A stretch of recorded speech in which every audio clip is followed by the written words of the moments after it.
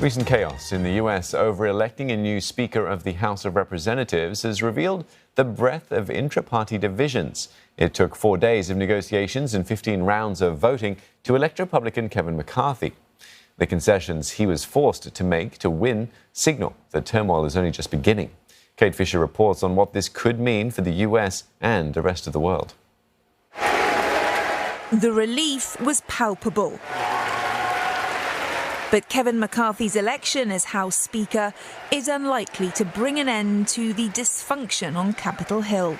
In order to win, he had to make multiple concessions to around 20 ultra-conservative members of his party, including allowing any single lawmaker to call a snap vote to oust him. They have weakened him dramatically. He has a lot less power on controlling legislation, controlling how things passed, controlling what is in legislation.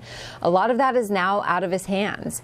And if he doesn't meet the demands, especially on government spending and restrictions on government spending made by these people on the far right of the political spectrum, then they have the ability to remove him as Speaker. And that could be dangerous, not just for America, but for the world. The demands that Kevin McCarthy agreed to mean that House Republicans may refuse to raise the amount of money the government can borrow without extracting major policy concessions that Senate Democrats and President Biden will be loath to agree to.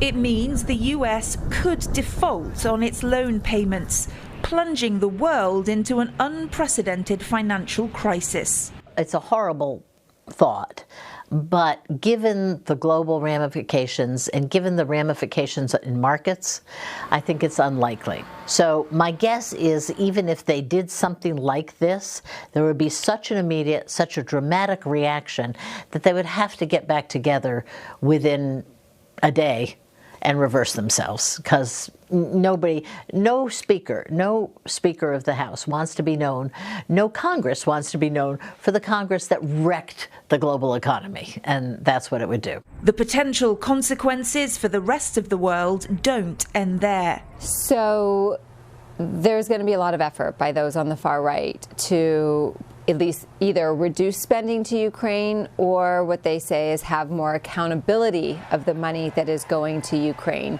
It's not going to be a blank check, is what these Republicans say.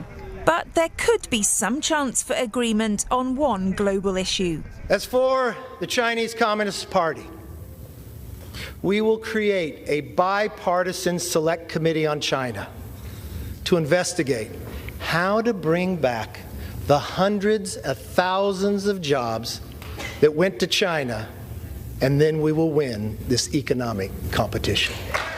When the Republicans won control of the House of Representatives in November's midterm elections, Kevin McCarthy said that voters had chosen a new direction for America.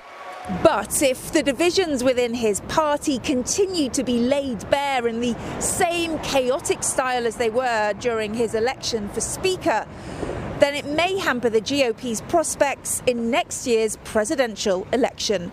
Kate Fisher, CNA, Washington.